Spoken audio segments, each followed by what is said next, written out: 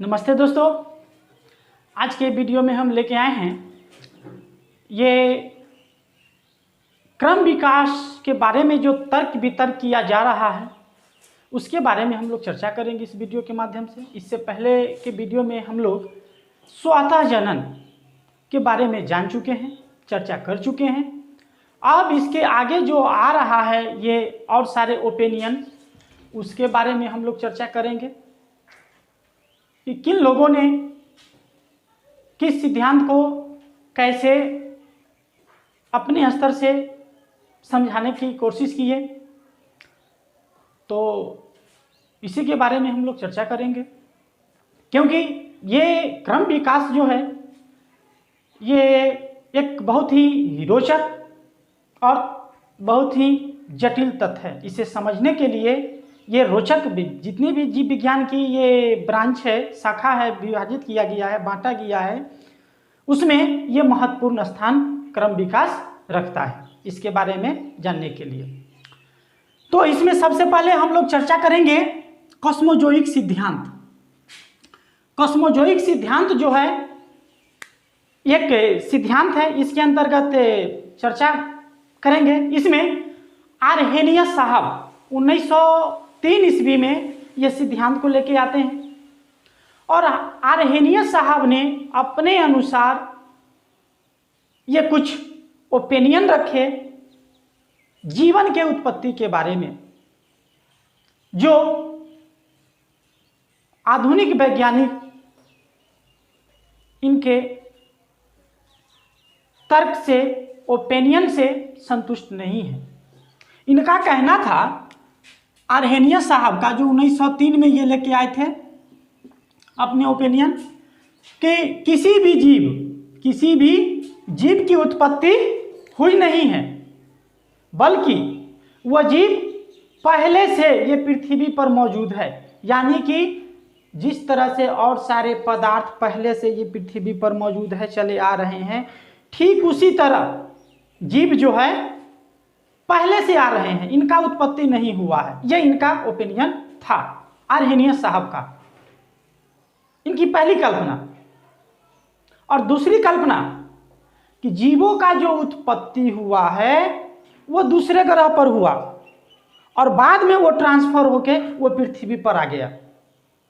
जो किसी भी एंगल से, किसी भी दृष्टिकोण से इनका जो सिद्धांत है कॉस्मोजोइक सिद्धांत, वो स्वीकार योग्य नहीं है।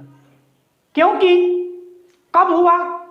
बहुत प्राचीन काल में, आदि काल में ये उत्पत्ति हुआ। और आज जो हम लोग ये अपनी जिंदगी को जी रहे हैं वो तकनीकी युग में जी रहे हैं। तो मान लिया जाए कि कोई दूसरे ग्रह पर हुआ और ये पृथ्वी पर ये ट्रांसफर होके आ गया, तो कहाँ हुआ होगा? उनके अनुसार अन्य ग्रह पर, मान लिया जाए, यहाँ नाम नहीं रखा है, अन्य ग्रह, ये पृथ्वी है तो ये अन्य ग्रह, ऊपर लिखे तो आप नहीं दिखाई दे रहा था इसलिए हमने साइड में लिख दिया, अन्य ग्रह पर हुआ और वो बाद में वो ट्रांसफर होकर पृथ्वी पर आ गया। सोचने वाली बात है, ये आज से बहुत करोड़ वर्ष पहले की बात है।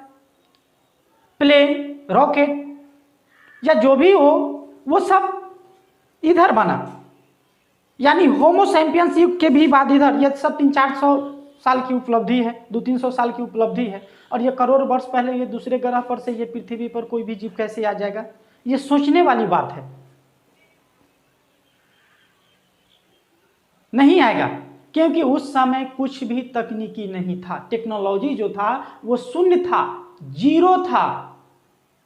तो वो दूसरा ग्रह पर हुआ तो वो पृथ्वी पर वो कैसे आएगा?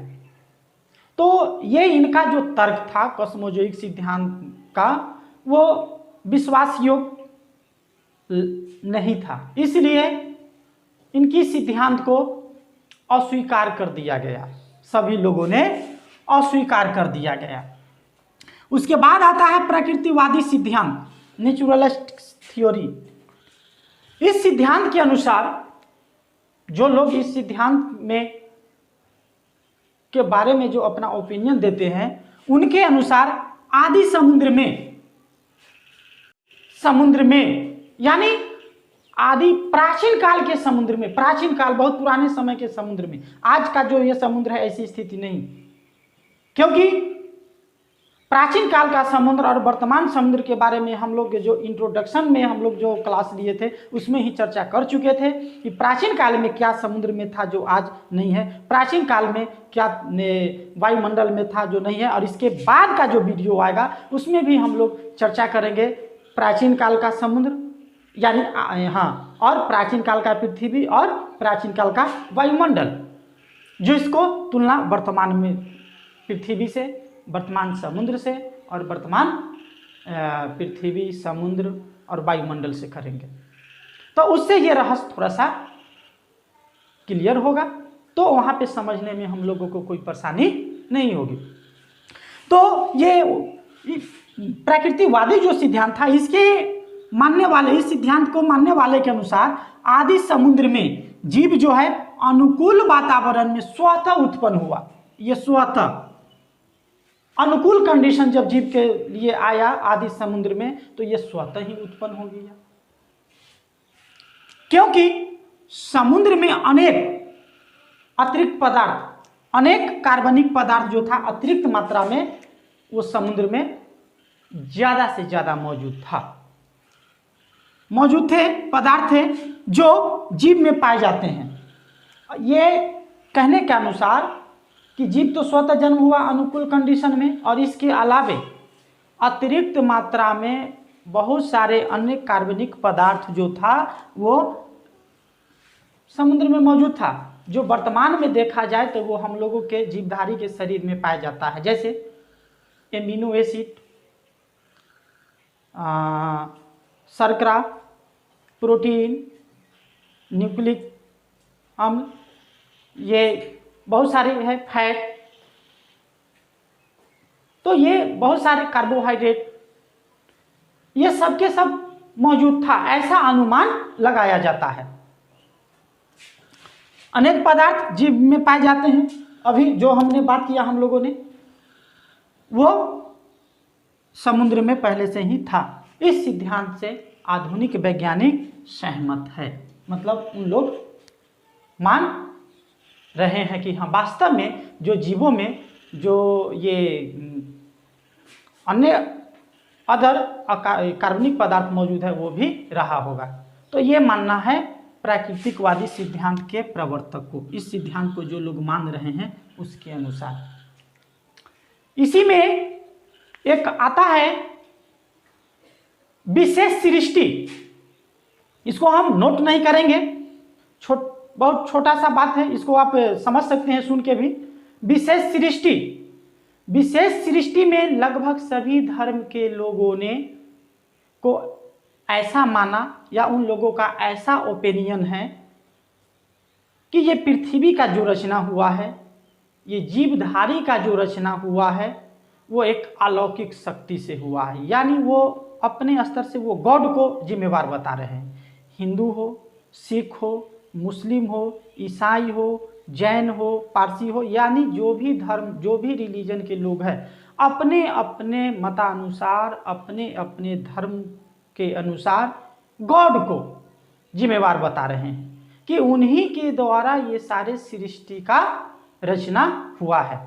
इसी में कुछ लोग कहते हैं 2 दिन में हुआ है, कुछ लोग कहते हैं कि 6 दिन में हुआ है, कुछ 5 दिन में, कुछ समय में, कुछ मतलब तरह तरह की भ्रांतियां हैं, जो विज्ञान जो है इस चीज को, विशेष सृष्टि को किसी भी एंगल से एक्सेप्ट नहीं करता है, क्योंकि ये जो अलौकिक शक्ति, जो विशेष सृष्टि का जो सिद्धांत जो बता रहा है, जो तर्क संगत जो बात कर रहा है, वो विज्ञान के एंगल से, साइंस के एंगल से वो कहीं भी मैचिंग नहीं हो रहा है, कहीं भी मेल नहीं खा रहा है। इसलिए अलौकिक शक्ति को विज्ञान जो है वो छोड़ चुका है, उसे लेके नहीं चल रहा है। तो इसी में हम अपने वीडियो को और अगले दिन लेके आएंगे, जिसमें हम लोग चर्चा करेंगे। अभी हम लोग चर्चा किए कॉस्मोजोइक सिद्धांत और प्राकृतिकवादी, उसके बाद हम लोग डार्विन सिद्धांत पढ़ेंगे और ओपेरिन की परिकल्पना। तब तक के लिए धन्यवाद।